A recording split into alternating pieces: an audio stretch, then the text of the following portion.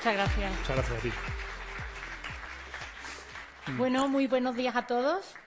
Tenemos aquí ya el QR con los materiales que voy a ir compartiendo a lo largo de toda la experiencia. Y, como decía Ángel, soy sobre todo docente. O sea, tengo 23 horas de docencia directa, que no es poco, y algunas de coordinación TIC y otras cositas así, ¿no? De innovación, de investigación sobre todo. Entonces, bueno, en primer lugar agradecer a la organización por haberme invitado y también quiero aprovechar que estoy aquí para invitaros a todos a visitarnos en el Colegio Nazaret Oporto en Madrid. Mi acento me delata, no soy de Madrid, soy de Córdoba, pero trabajo en Madrid. Estamos en el castizo barrio de Carabanchel, el barrio de Manolito Gafota, muy divertido. Entonces, si queréis venir, allí tenemos puertas abiertas para compartir el proyecto educativo. Y bueno, en este caso lo que voy a compartir es una propuesta de cómo llevar las analíticas del aprendizaje, que ahora veremos en detalle qué son, la inteligencia artificial, pero quizás con una vuelta de tuerca, un poco como decía Tiscar también, no solo enseñar a leer, sino también y sobre todo enseñar a escribir. Y el Big Data, que muchas veces ni siquiera se menciona en la educación secundaria, pero sin embargo es el petróleo de esa inteligencia artificial que nos rodea y, por tanto, tiene gran importancia hablar de datos en educación desde edades tempranas. Por lo tanto, aquí lo que vamos a ver es cómo aterrizar esas experiencias educativas con la confluencia de estos factores para conseguir al final un fin que es más humanista que tecnológico, que sería que el alumnado se convierta en su propio algoritmo de recomendación y de esa manera conseguir hacer magia en el aula. Vamos a ver qué podemos hacer. Me vais a permitir que empiece con un vídeo. En principio está cortado, si no saltaría, pues lo puse como 30 segundos nada más. Es un partido de fútbol en el que la cámara está asistida con inteligencia artificial. Entonces, ¿qué ocurre? Que si os dais cuenta, tiene que hacer el tracking, el seguimiento de la pelota, pero en un momento determinado se equivoca con la calva del linier y todo el tiempo está siguiendo a la calva del linier.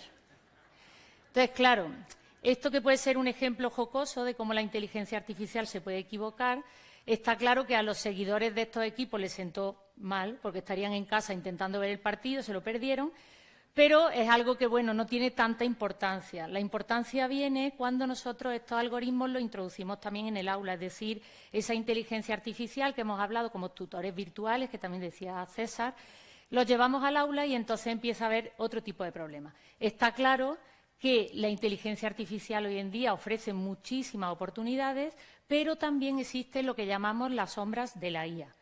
Por poner algunos ejemplos, podríamos decir suicidios inducidos por la IA, manipulación no consentida de imágenes, suplantación de identidad por clonación de voz, generación de imágenes falsas y vídeos falsos e incluso la necesidad a veces de traer de vuelta a familiares que ya no están con nosotros. Claro, visto de esta forma, esta tecnología parece que lo puede todo. Entonces nosotros podríamos hablar, que ya se ha comentado también lo ha dicho César varias veces, que es una tecnología mágica. Pero claro, esa magia no es real. Entonces, vamos a la frase que nos decía el Papa Francisco, porque a veces cuando vemos que algo tiene mucho poder, lo puede todo, nos genera miedo, incluso terror, ¿no? Todo lo que hemos visto ahora genera ese miedo. Decía el Papa Francisco que a los jóvenes, sobre todo, que no sean administradores de miedo, sino emprendedores de sueños. Es una frase maravillosa y debe ser así, ¿no?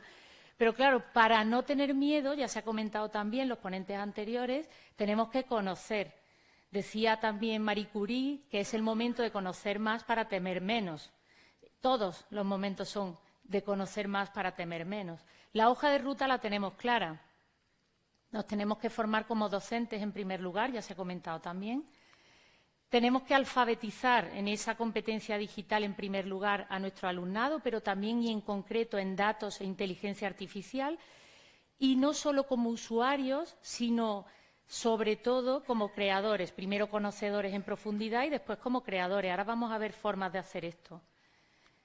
Y, por último, cuando profes y alumnado estamos súper preparados, nos podemos decidir a hacer este emprendimiento de sueños, a imaginar lo que nosotros queremos, de manera que no nos dejemos gobernar por esa probabilidad calculada del algoritmo, sino que seamos nosotros los que cojamos el control y descubramos un escenario de posibilidades que están diseñadas por y para nosotros.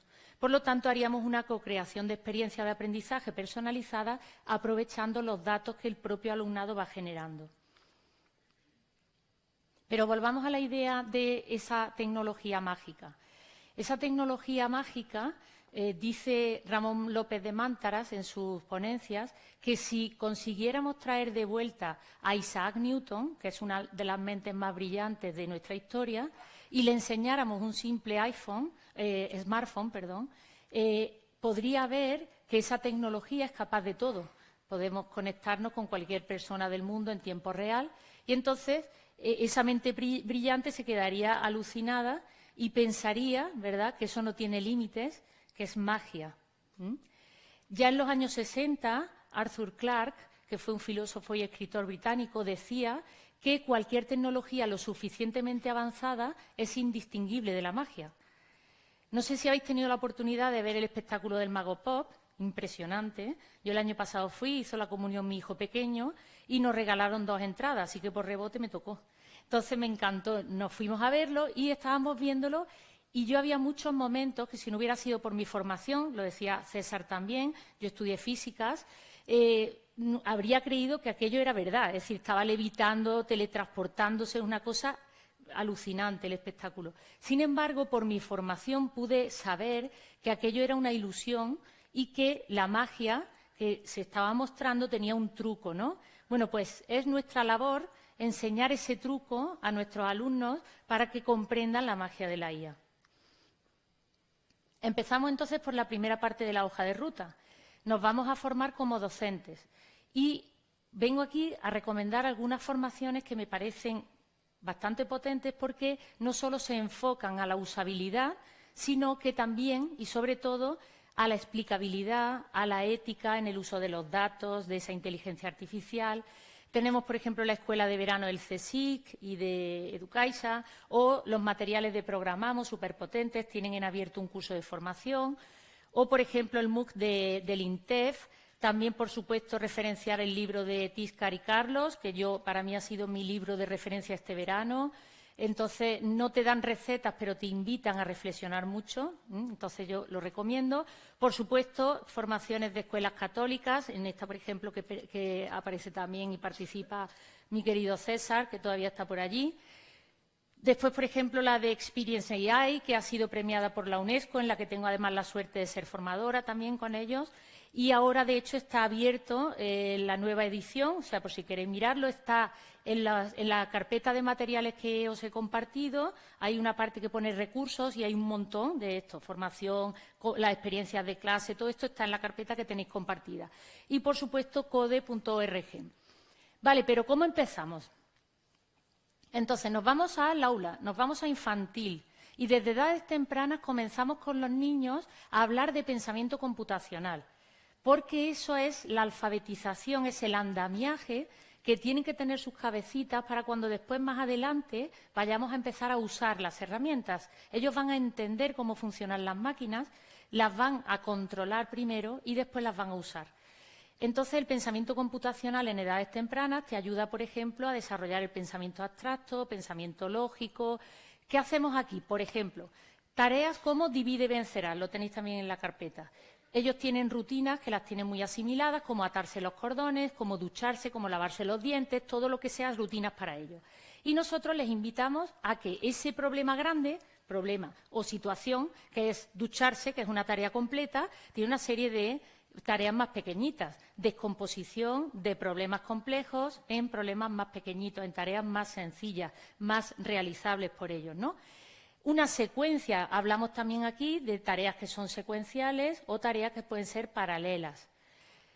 Y después, sobre todo, una vez que hacemos esto, que se puede hacer que ellos adopten el papel de programador y le den las instrucciones a un compañero que es el robot, o al revés, ahora me toca a mí ser robot y voy escuchando a mi compañero, la escucha, todas las competencias transversales también que se van trabajando.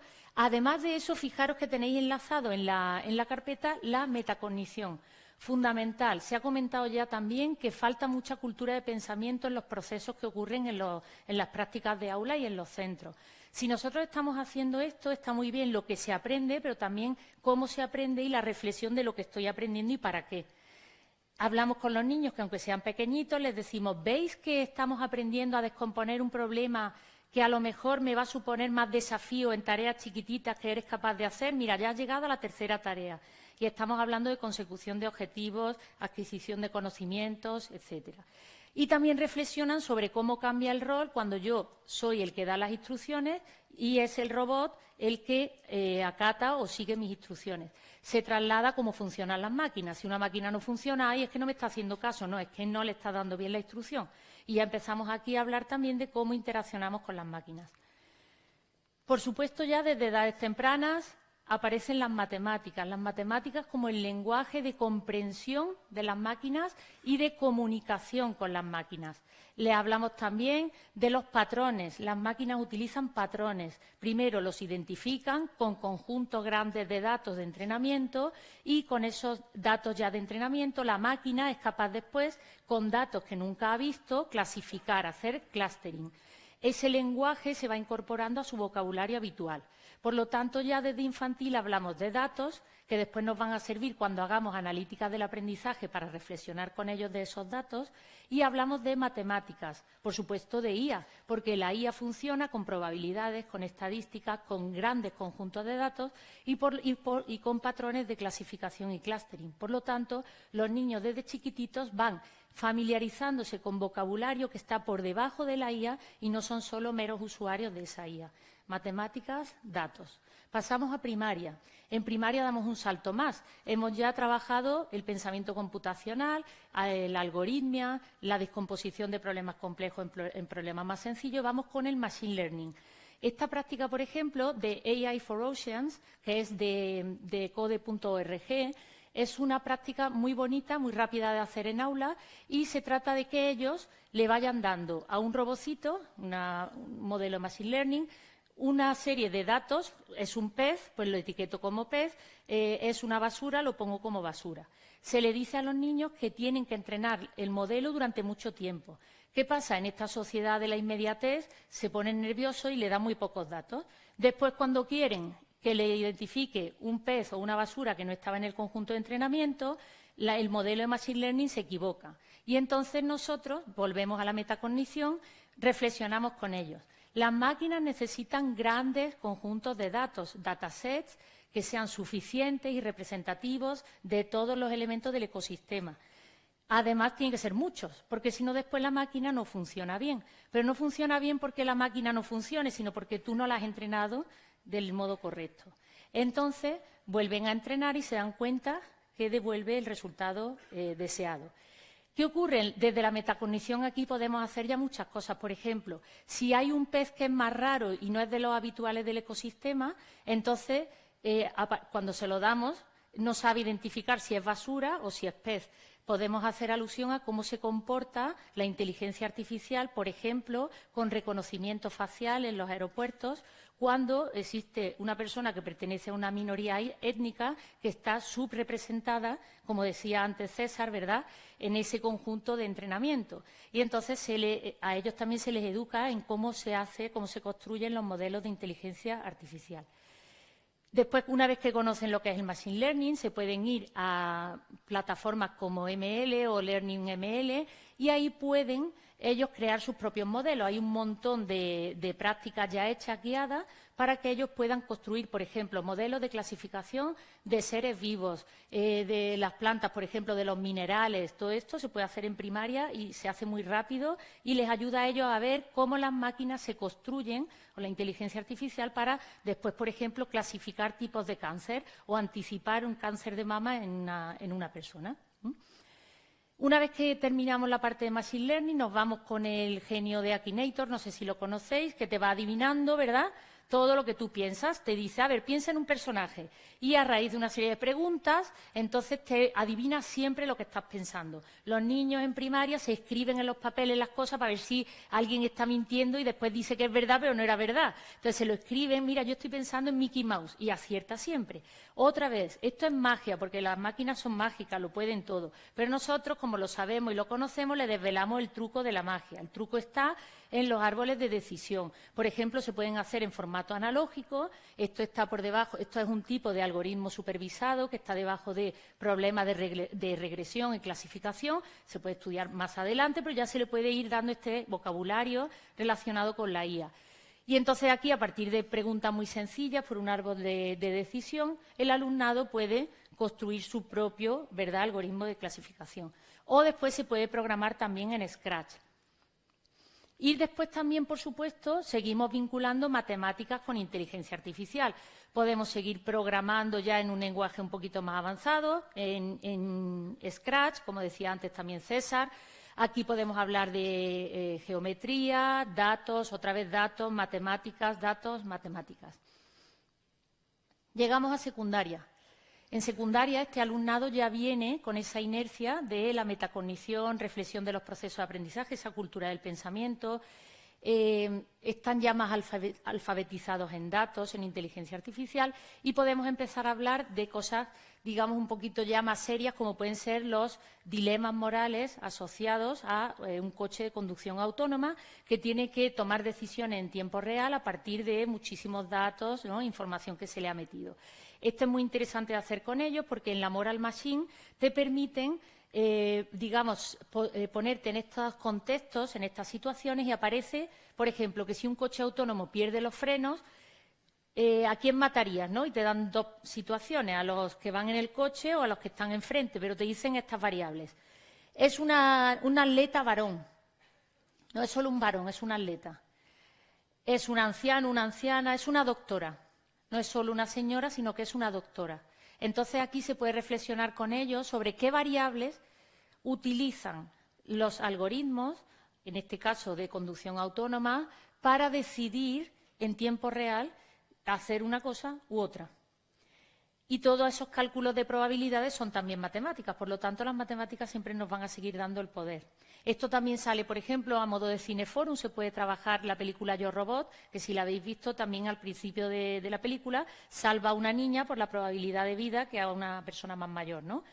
Pues esto también se puede trabajar de esa manera. Pero es que eso conecta con su realidad. En Madrid ya, en el campus de Canto Blanco, ya hay un microbús que hace una ruta sin conductor, es un coche autónomo, por una zona de la autónoma. Por lo tanto, esto es una realidad ya para ellos.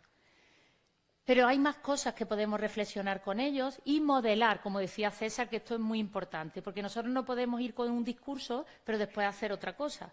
Por ejemplo, nosotros somos conscientes, y en clase se debería trabajar este tema también de la IA, de la gran repercusión medioambiental que tiene la IA, es decir, consumo de agua, consumo de recursos energéticos.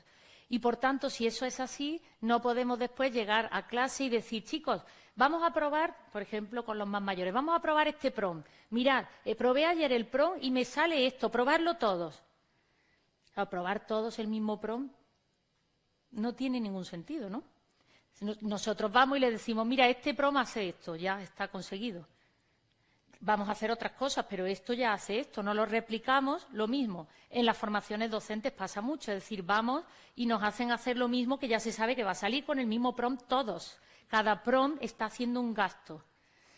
Me he fijado antes, de hecho, en la ponencia, que creo que Tiscar ya no está, pero me he fijado que ella iba poniendo de dónde obtenía las imágenes. Si os habéis fijado, había muchos de Creative Commons, de repositorios en abierto. Esto es muy interesante también de modelar frente al alumnado. Chicos, mirad, los recursos que he creado, este está creado con IA, porque lo he buscado. En estos repositorios no hay nada y lo he tenido que crear, lo he tenido. Pero sabéis que tengo mucho cuidado con esto porque hay una gran interacción medioambiental, o sea, un gran impacto medioambiental, esto se verbaliza. Entonces, ellos también, eso es un proceso reflexivo sobre cómo usamos la IA. Y una vez que tenemos al alumnado bastante formado en competencias digitales, podemos entonces hacer, digamos, una formación un poquito más dirigida relacionada con los datos, la visualización de datos. Esto se puede, yo lo hago desde la asignatura de tecnología, pero se puede hacer, mis compañeros de historia también hacen visualización de mapas históricos, de datos históricos, o sea, se puede aplicar a cualquier materia. Lo interesante es que ellos sean capaces de leer los datos, de analizar esos datos y tomar decisiones relacionadas con esos datos, porque nos va a servir para esa parte de acompañamiento basada en datos, que es la analítica del aprendizaje. Entonces, por ejemplo, aquí en este proyecto lo que hacemos es empezar con una campaña de publicidad que es real. La marca Yves Saint Laurent lanzó una campaña en la que salía un modelo, pero además de ser modelo, era un científico de datos. Alexander Rubiquet es una persona real que tuvo que quitarse el perfil de LinkedIn porque cuando salió la campaña de Yves Saint Laurent fue tan buscado que al final se tuvo que cambiar el perfil porque la gente creía que era mentira, que se había hecho esa imagen para, digamos, reclamar la belleza que hoy en día tiene, saber de datos, saber de matemáticas, controlar la IA, como son los científicos de datos, pero es verdad. Es decir, que yo empiezo siempre esta formación con eso, con los niños, para captar esa atención, ¿no? Después, si veis, no sé si conocéis la película Wall-E, que es maravillosa. La película Wall-E es maravillosa y da mucho juego también para analizar con ellos ese posible futuro distópico que nos podría esperar si no tomamos control ya. Y entonces la utilizamos para hacer como una rutina de generar buenas preguntas, preguntas que nos hagan tirar del hilo y plantearnos cuestiones que puedan estar relacionadas con cómo interaccionamos nosotros con las máquinas en el mundo actual. Al principio los chavales te miran el frame este y te dicen: bueno, ¿y por qué están todos sentados? ¿Y por qué están tan gordos? ¿Y por qué está el robot mirándolo? ¿Y por qué tal? Pero no da más juego. Entonces nosotros los profes modelamos de nuevo la importancia de hacer buenas preguntas, lo conectamos con cómo interaccionas con la IA. Si tú conoces, si sabes dónde quieres llegar, si eres tú el que tienes el control, vas a sacar mejores respuestas y aquellas que te dé que no se ajustan, también lo vas a saber y las vas a descartar. Aquí hacemos entonces, sin mediación de la tecnología, rutina de hacer buenas preguntas. Entonces, por ejemplo, nosotros les decimos: ¿podría llegar este futuro distópico en el que perdemos el control físico y cognitivo y las máquinas son las que tienen el control? Por ejemplo. Y empezamos a hacer preguntas que conectan con cuestiones que de verdad nos tocan. ¿Podría llegar ese futuro?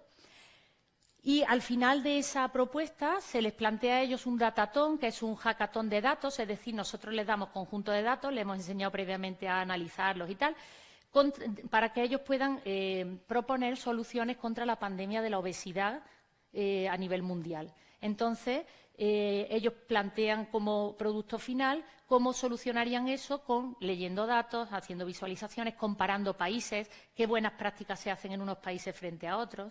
Están todo el rato matemáticas, datos. Seguimos con las matemáticas, en secundaria ya a un nivel un poquito superior. Aquí, por ejemplo, desde la geometría computacional se les menciona que estos son diagramas de Voronoi. Los diagramas de Voronoi están en la base de muchos algoritmos, pero, por ejemplo, los utiliza el Barça para las históricas triangulaciones, de manera que cada jugador tiene su área de influencia, que está en la confluencia también con el área de otro jugador. Existen pocas zonas por las que se le puede colar el balón, entonces lo tienen muy controlado. Esto es un algoritmo. También se utiliza en los algoritmos para distribuir las farmacias en una ciudad, para que no haya muchas en una zona y pocas en otra de cobertura. Pero estos son matemáticas, pero también son cómo funciona la IA y por qué nos devuelve determinadas cosas. Pero como no todo el mundo le gusta el fútbol, también hacemos aquellas cosas. Por ejemplo, nos descargamos los datos en abiertos de influencers que están en Internet, datos de sus publicaciones. Y entonces hacemos visualizaciones sobre las publicaciones de Dulceida. Y se pueden poner en formato de tabla o las podemos poner en formato de gráfico de burbuja, en el que yo tengo dos variables, son los likes y los dislikes. Esto a ellos les influye muchísimo, como decía César. Pero hay una tercera variable oculta en ese gráfico, que es el ratio de proporción entre los likes y los dislikes. Claro, si tú eres muy querida, pero también muy odiada, no eres la más popu. Eso ellos lo tienen claro. Lo que no lo relacionan es con esos diagramas de burbuja, pero estos son matemáticas. Y las máquinas, los algoritmos, para decir quién es el más popu, utilizan estas lecturas, esta forma de interpretar los datos. Pero ellos están cogiendo el control de esos datos. Y ahora entonces pasamos a la reflexión sobre sus propios datos. No les hago hacerlos visibles porque son datos privados, pero sí les invito a que miren y también en las tutorías con las familias, que miren esos datos. Les digo que tienen la posibilidad de descargarse el tiempo de uso de cada red social, los datos de publicaciones que tienen, cómo de queridos y odiados son, cómo se puede hacer una publicación más popular, menos, por qué sentido tiene hoy en día, decía César. ¿Qué sentido tiene cuando nosotros hacemos una publicación? ¿Es más compartir o exhibir? Y esto también lo reflexionamos con ellos. Y aquí también hablamos de esos datos que a veces no nos damos cuenta que compartimos. Cuando yo me descargo la aplicación, por ejemplo, de un periódico digital y me dice, ¿permites que acceda a tu micrófono, a todos tus contactos, a tu librería multimedia? Y yo, ¿para leer el periódico? Pero esto pasa, ¿no? Sí, te instalas la aplicación y él te lee el periódico a ti, claro, porque te está leyendo todo lo que tienes allí. Esto también lo hablamos con los chicos en clase. Chicos, cuando estamos presentes en las redes sociales o nos descargamos aplicaciones, estamos haciendo un tráfico de datos, estamos pagando con nuestros datos, ¿no? Esa frase de cuando no te cobran, el productor eres tú, ¿no? Esto es verdad. Luego hablamos aquí también de perfiles digitales, privacidad de datos, huella digital, sombra digital, todo esto solo con una practiquita así. Ya esto tercero, cuarto de la ESO. Y esto es muy interesante, cómo se pueden manipular los datos para crear tendencias, opiniones o cómo generar una serie a la carta. Año 2011, Netflix ve que le están robando a muchos usuarios y decide lanzar una campaña agresiva. Contrata con $1 millón a los mejores científicos de datos para ver qué consumen los usuarios y de qué forma pueden recuperar a aquellos usuarios perdidos. Y se dan cuenta que actor más querido, después cayó en desgracia, Kevin Spacey. Director más querido, el de la red social, David Flint. Y la trama que más se veía en aquel momento, una trama británica de las cloacas del Estado, las cosas de la política y tal. Pues se crea una serie a la carta, House of Cards, que en 3 meses triplica, digamos, la inversión que había hecho Netflix y recupera 3 veces más de usuarios que había perdido. Esto es un ejemplo de cómo, digamos, dirigir los datos para crear tendencia, opinión y manipular, ¿no? Esto también en infantil, que antes no lo he comentado, también se puede hacer en metacognición, que a los niños se les dice, ¿qué pasa si yo le digo al modelo, al robotito, que un pez es basura? Y otra vez le digo, y este pez es basura, y este pez es basura. ¿Cómo etiqueta el robotito los peces? Como basura. Eso también se le explica de chiquititos, que se pueden utilizar entrenamientos de manera tendenciosa para crear opinión. Y de repente, por ejemplo, aquí, no, se me está yendo, este de aquí, este vídeo, es que se supone que tendría que saltar, si no da igual, lo cuento. No.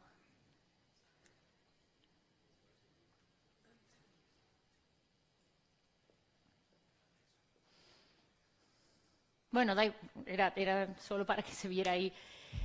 En 30 días puedes ganar 3.000 euros sin invertir tu propio capital y sin pasar horas. Vale. Esto de repente yo llego un día a clase y le hago esto.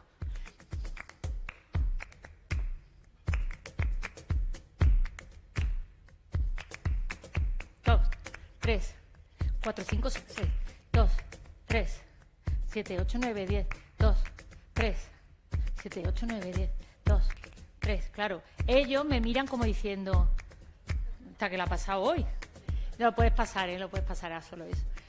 ¿Qué ocurre? Que nosotros estamos hablando todo el rato de tecnología, pero nosotros entramos al aula con todo, y con todo es con quienes somos. Entonces, claro, yo, aunque lo he dicho al principio, vengo de Madrid porque trabajo allí, pero soy de Córdoba. Entonces, me corre el flamenco por las venas. ¿Qué ocurre? Que como me gusta mucho, digamos, buscar recursos para enamorarlos de las mates, pues entonces me busqué que hay un montón de recursos colgados de las matemáticas y el flamenco. Entonces, yo bailo en una escuela de flamenco y entonces aprovecho eso para entrar y ponerles de vez en cuando cositas así. Porque cuando yo les llevo, por ejemplo, a Paco de Lucía o le llevo a Vicente Amigo a clase y le hablo de eso y le hablo del compás y de los patrones rítmicos de la bulería o del fandango, pues claro, es que la pasión que pongo es diferente a cuando cuento otras cosas. que también se la tengo que poner, pero que me nace, ¿no? Hoy tenemos, de hecho, la suerte de que va a tocar el maestro Raúl Olivar por aquí, con lo cual me vais a ver, si estoy al lado, que me van a hacer.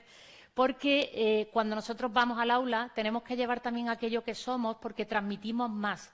Entonces yo sigo contándoles que hay unos patrones geométricos en el flamenco y que justo incluso saber de matemáticas me ayuda a controlar las máquinas, me ayuda a bailar mejor porque tengo mejor métrica, ¿no?, en el flamenco. Entonces ellos que al principio dicen, pero es que a mí no me gusta el flamenco, profe, que tú eres de Córdoba, pero nosotros somos de Madrid.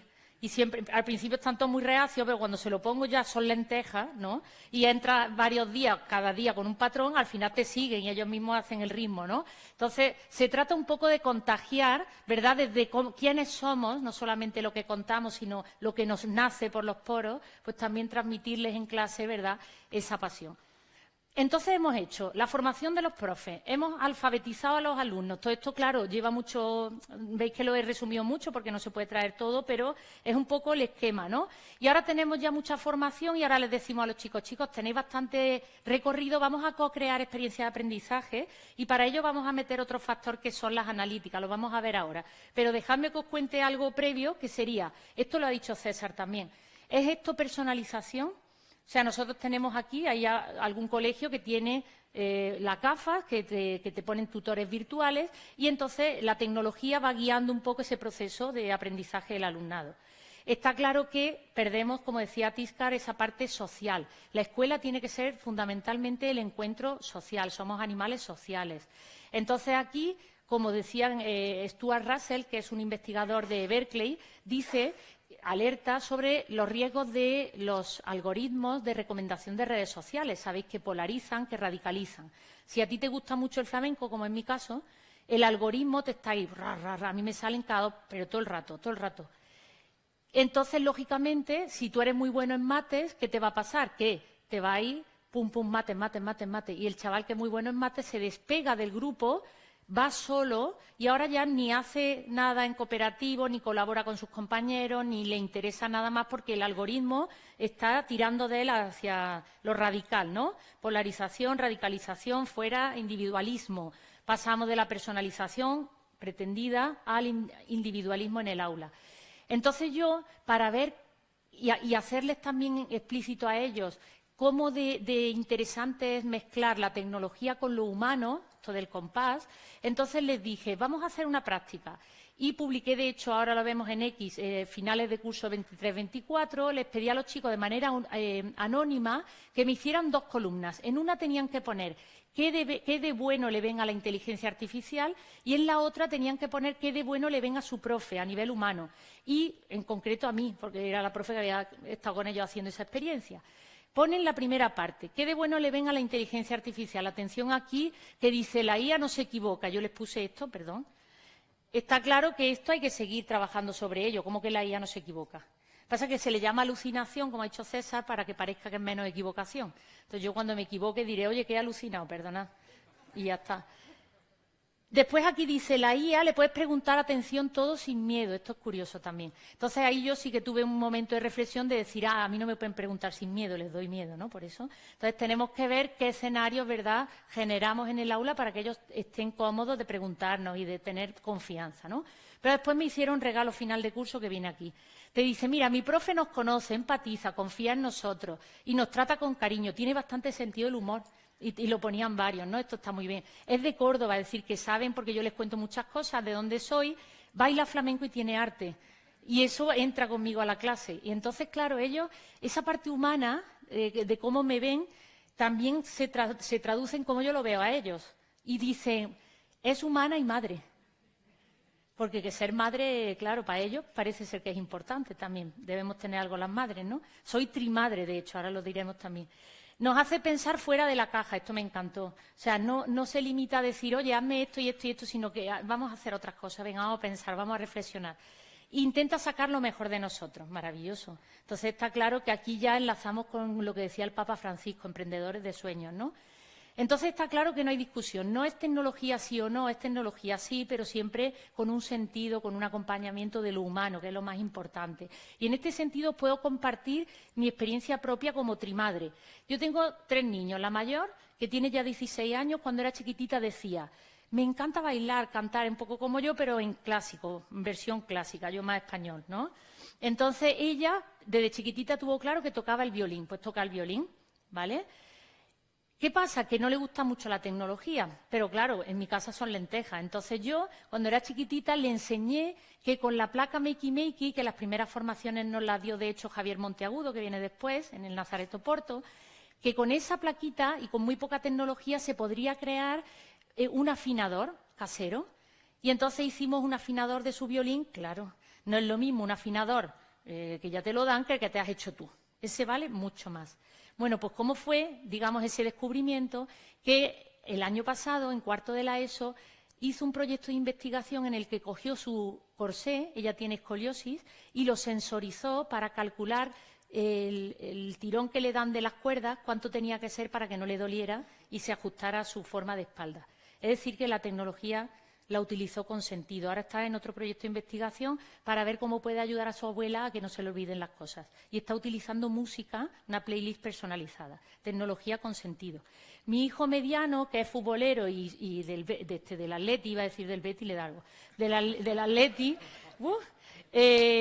resulta que no le gustaba la música. Cuando llegó el momento, dijimos, vamos a intentar. Entonces, le ofrecimos el escenario de oportunidad, de posibilidad, y el año pasado sacó la mejor nota de todos los tribunales de acceso a profesional con su guitarra. O sea, nada más y nada menos. Y el pequeño, pues como hemos dicho antes, por modelado, por imitación, por genética, que lleva, digamos, en los genes la ciencia de su padre y mío, pues entonces lo mismo te hace un modelo de Machine Learning para clasificar constelaciones, que lo ha hecho el otro día para su rincón de expertos, que te toca el piano, que es el instrumento que él quiere tocar, ¿vale? Está claro que nosotros estamos rodeados de personalización. Yo me voy a mi casa, este es el perfil de mi casa y resulta que cada uno tiene su perfil, ¿no? Pues claro, en la escuela tenemos que intentar, ya César lo ha compartido y en muchas formaciones se habla de los prompts y de la forma de personalizar materiales. Yo ahí no voy a entrar porque lo conocemos, pero hay que personalizar esos materiales para acercarlos más a ellos. Sabemos que, por ejemplo, Netflix tiene ya series en las que ellos van decidiendo qué queremos que ocurra en la siguiente escena, que es maravilloso. A veces pienso yo, si en la clase tuvieran el mando ellos, dirían, te pongo a por dos, o te quito, que se vaya la profe, ¿no? Pum. Entonces, bueno, para que no ocurra esto, entonces lo ideal es, digamos, personalizar. Y aquí llegan las analíticas del aprendizaje. Pero claro, hemos hecho un recorrido grande. Hemos tenido que formarnos, también ellos se tienen que formar. Y aún así, aunque no tengamos tanta formación, en los centros existen muchos datos que podemos aprovechar para hacer un mejor acompañamiento con ellos. Pero si ellos tienen esos datos, lo van a entender mejor y se van a poner ellos en primera persona a hablar de su progreso, de sus datos. Medimos, hacemos informes y lo relacionamos con los contextos. Muy importante el contexto. Os he dicho que yo estoy en Carabanchel, pues como decía César, es un barrio con sus características, para lo bueno y para lo malo.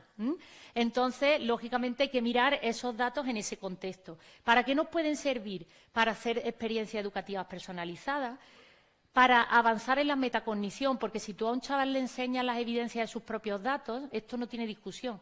Entonces ellos pueden tomar el control de esa autorregulación del aprendizaje y dicen, esto no me ha funcionado porque mira lo que me ha pasado. Empecé a estudiar tarde, me descargué los materiales tarde, no estaba en la plataforma, bueno, todos estos datos que vamos a ver, ¿no?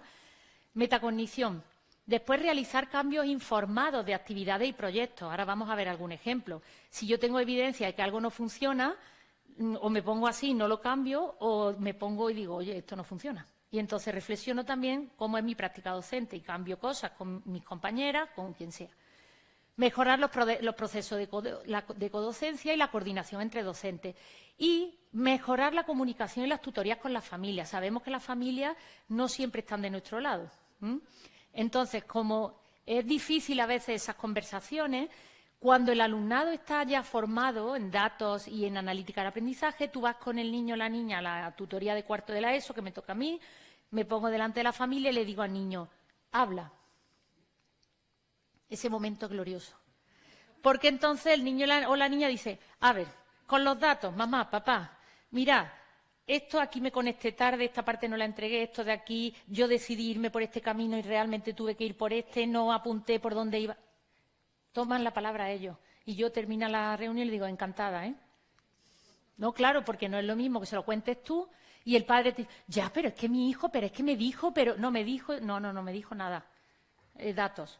Entonces, Como siempre, lo importante no es la plataforma, porque todas las plataformas que hoy en día tenemos ya y median estas clases, ¿no? Estos caminos de aprendizaje, te dan los mismos resultados, o sea, te dan unos dashboards, unos cuadros de control y puedes sacar mucha información.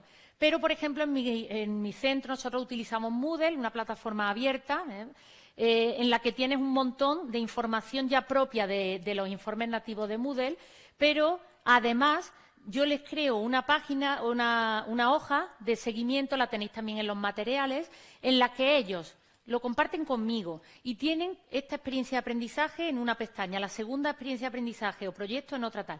Y van diciendo, a ver, esta parte la tengo finalizada, esta en desarrollo, no he entendido tal, lo que vayan necesitando. La actividad opcional la he hecho, he necesitado acompañamiento uno por uno, sí, pero ellos lo van rellenando. Entonces, cada cierto tiempo, vamos a la hoja de seguimiento y el control de su progreso lo van teniendo ellos.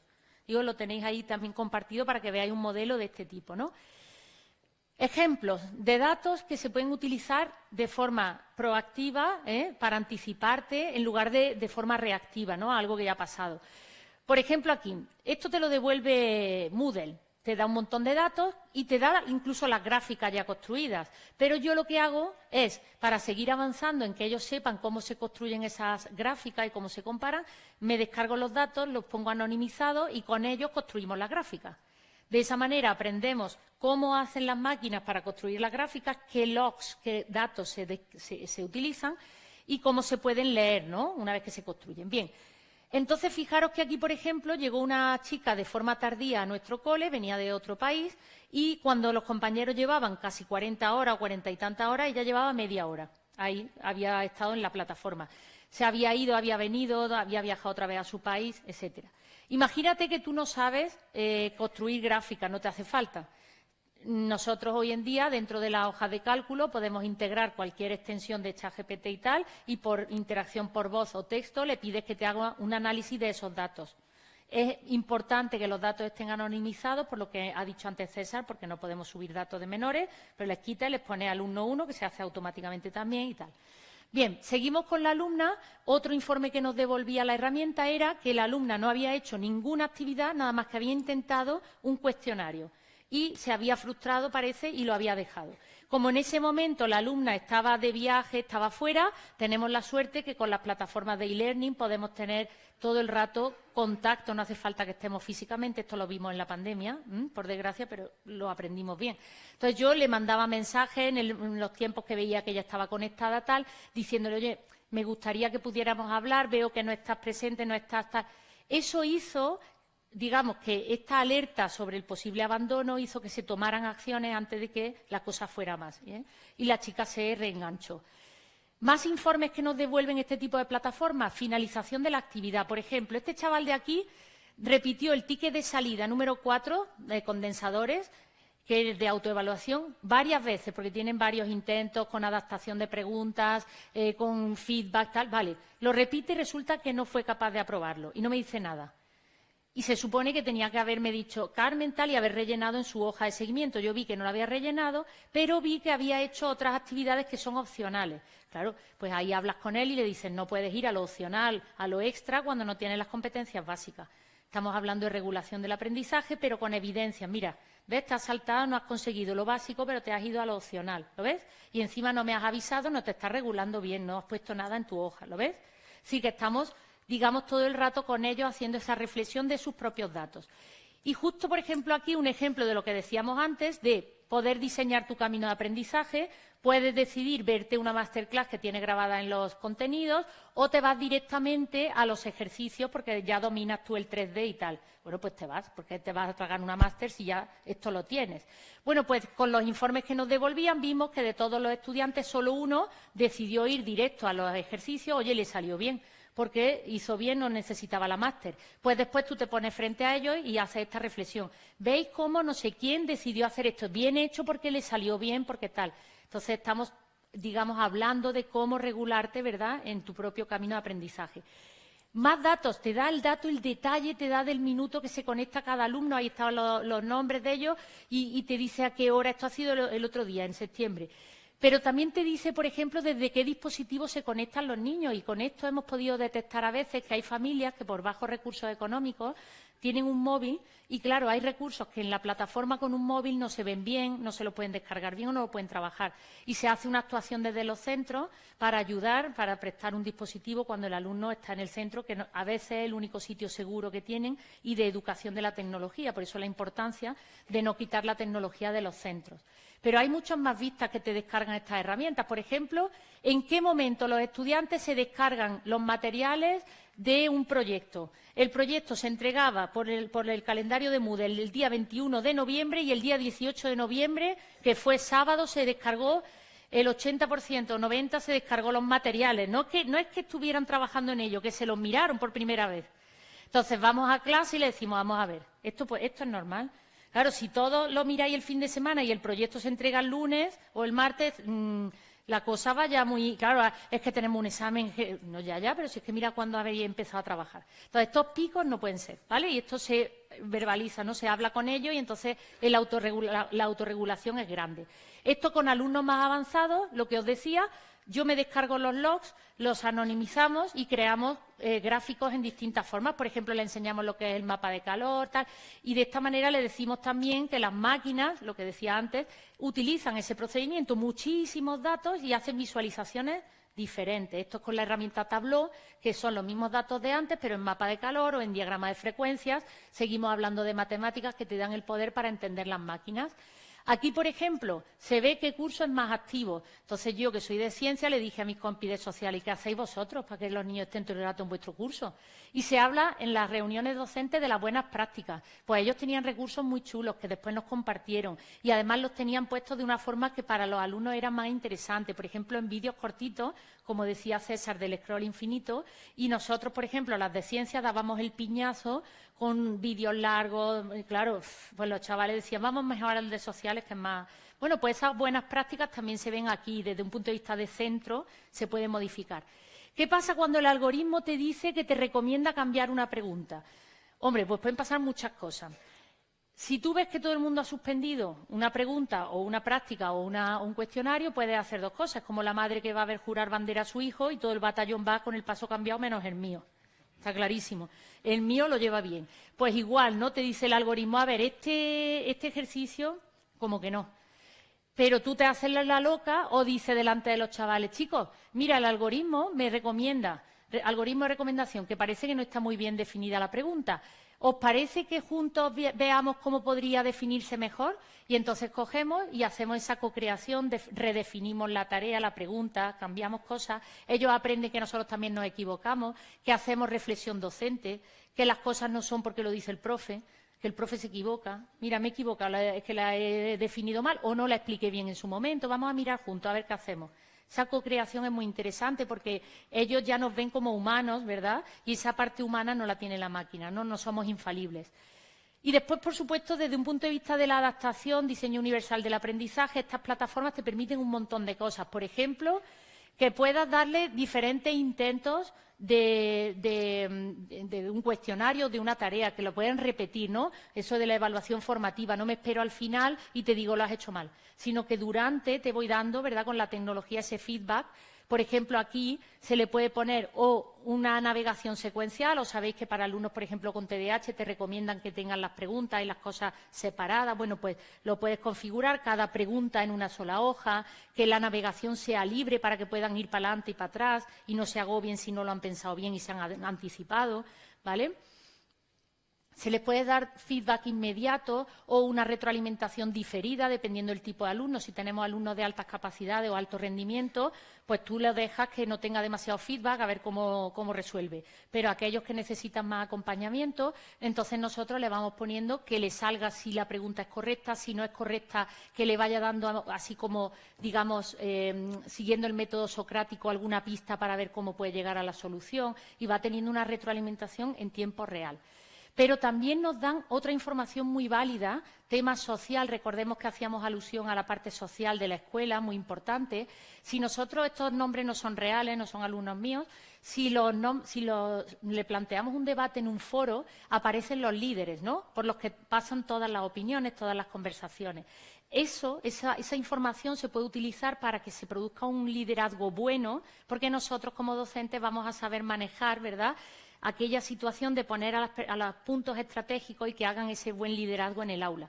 Pero nos sirve también para ver estos puntos periféricos, esos alumnos más invisibles, a los que nadie les consulta, que no tienen tampoco una voz muy destacada en el grupo. Y entonces nosotros podemos generar dinámicas desde este punto de vista más humano para darle voz a estos niños y que se sientan parte de esa comunidad.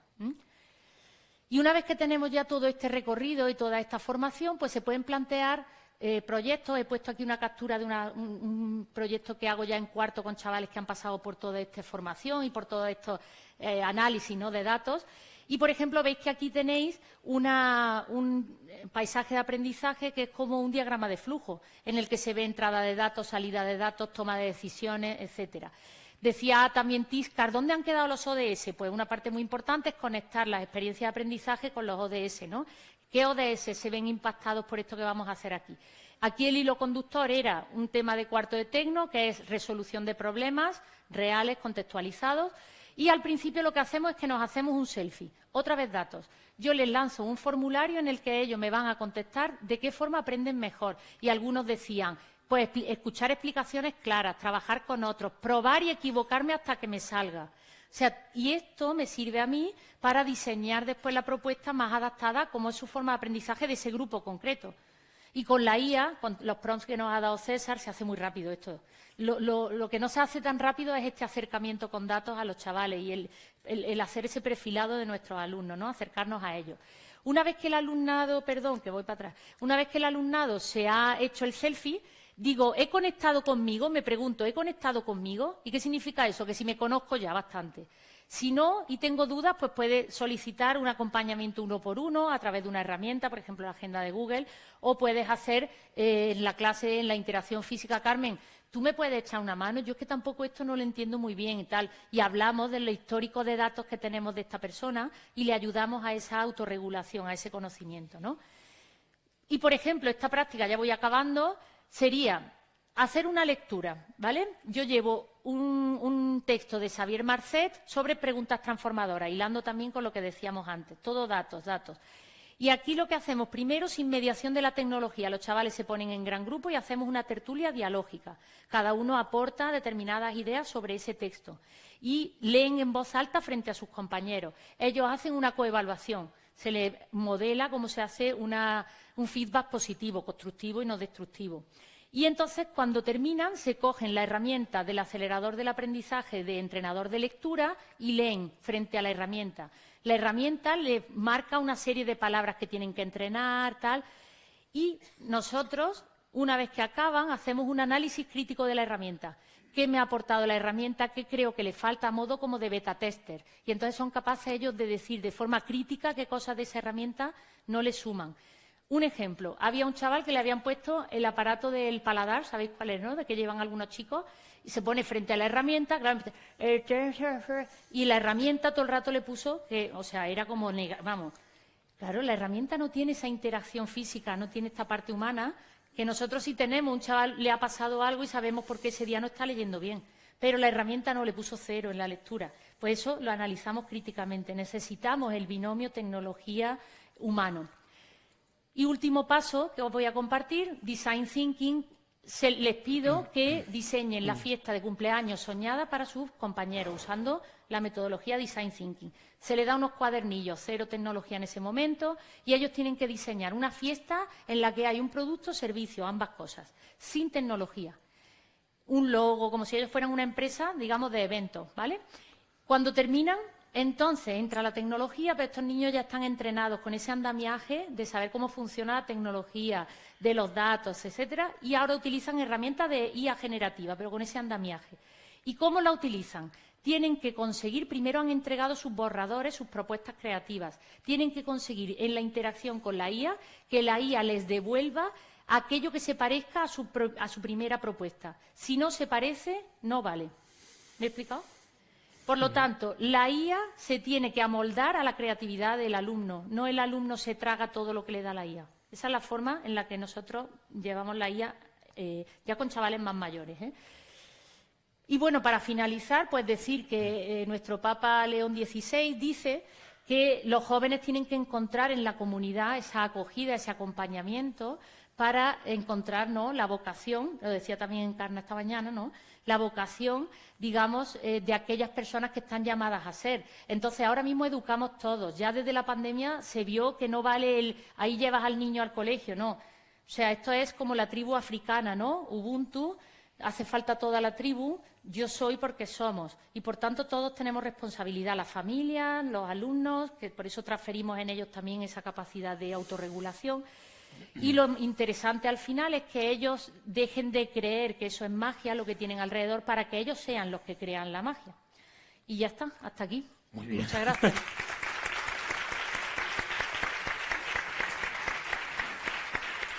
Bueno, pues genial, Carmen. La verdad es que una presentación con mucho ritmo Mucho. y muy ajustada a tiempo, que has conseguido ajustarte. No sabía. Nos sentamos medio Pero ha minuto. sido la bulería que me ha dado de la inercia. Claro, eso es.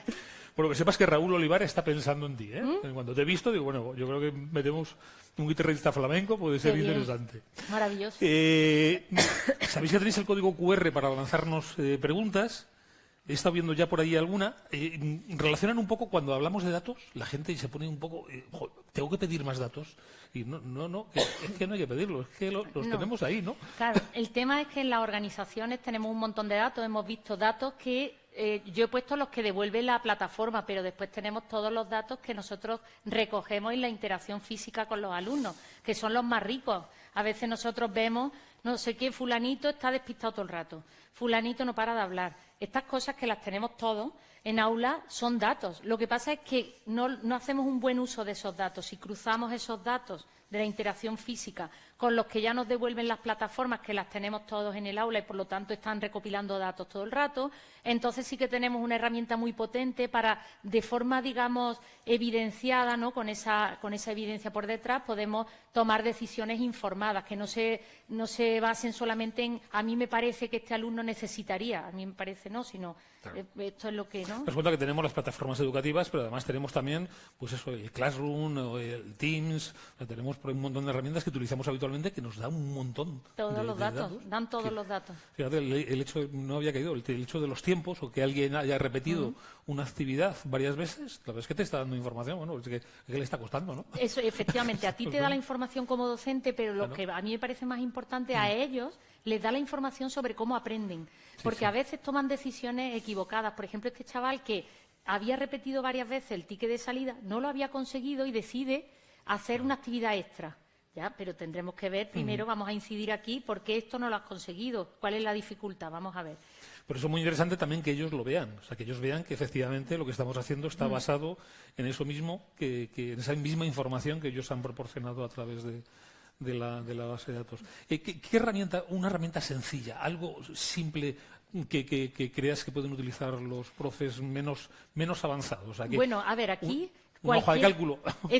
Una hoja de cálculo, por ejemplo, que está en la carpeta que les he pasado, esa hoja fue con la que empezamos, por ejemplo, nosotros en el cole, a hacer la autorregulación, es decir, ellos van poniendo ahí qué actividades son obligatorias, cuáles serían opcionales, cuáles sirven, digamos, para ampliar, cuáles son de refuerzo, o sea, y después momentos como de comprobación, autorregulación, pero también heteroevaluación del profe al alumnado, coevaluación se puede meter, pero esa hoja de seguimiento de tareas, que es analógica, bueno, a ver, media la tecnología, pero quiero decir, se puede hacer en una rejilla que la hagas en un folio, no hace falta que sea una plataforma determinada, entonces eso te sirve para ir que ellos controlen dónde estoy, ¿por qué esto no lo tengo conseguido? ¿Qué tengo que hacer si esta parte no está conseguida?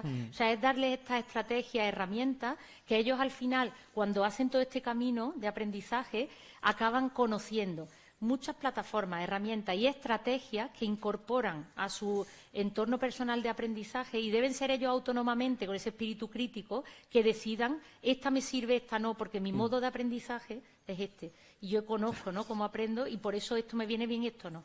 Lo que pasa es que, mira, una de las preguntas que nos hacen, claro, nos dicen como que tú ya les tienes entrenados a los alumnos, desde infantil hasta bachillerato. Claro, yo me imagino que todos los profes no serán como tú en Claro, Nazaret Oporto, ¿no? A ver, pero yo... No. Y aparte, tampoco esto sería lo ideal. Es decir, lo ideal sería hacer una formación desde la infantil. Y claro, ya que venía aquí, quería compartir un poco cómo sería lo ideal en un centro, digamos, hacer estas experiencias de una manera progresiva para tener ese andamiaje. Pero ¿qué pasa si nosotros nos encontramos con alumnos que ya están en tercero de la ESO, en cuarto, y no tienen ese andamiaje previo?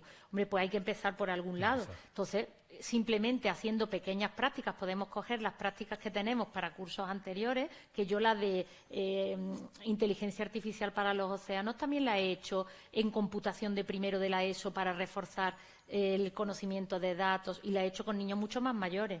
Quiero decir que todo eso es adaptable según el nivel, digamos, de maduración cognitiva, de pensamiento lógico y abstracto, de conocimiento de datos que tenga tu alumnado de partida. Pues si no tiene nada, vamos a empezar con algunas prácticas sencillitas. ¿Y formación al claustro de profesores? Y formación, claro. ¿Has hecho algo? ¿Habéis hecho algo en vuestro centro? Sí. Aparte de hacer formación, pues eso, que por ejemplo César ha venido a nuestro centro, yo misma a nivel interno. En cuanto a analítica de datos también, un poco. Sí, porque ahora sí que se demanda mucho el tema este de la analítica de datos, sobre todo para aprovechar todos los datos que hay en un entorno educativo de la manera óptima en ese mejor acompañamiento, porque tú te puedes anticipar a riesgo de abandono de alumnos, puedes ver qué cursos funcionan mejor y hacer reflexión docente de por qué esos cursos son más populares que otros, y todo eso es, digamos, en beneficio de la comunidad educativa, ¿no? Pues nada, puede ser una muy buena formación que podamos diseñar en un futuro muy próximo. Así que nada, yo creo que tenemos hambre todos es la hora ya, ¿no? de comer, ¿no? Son las 2 y yo creo que ya está todo el mundo. Muy bien.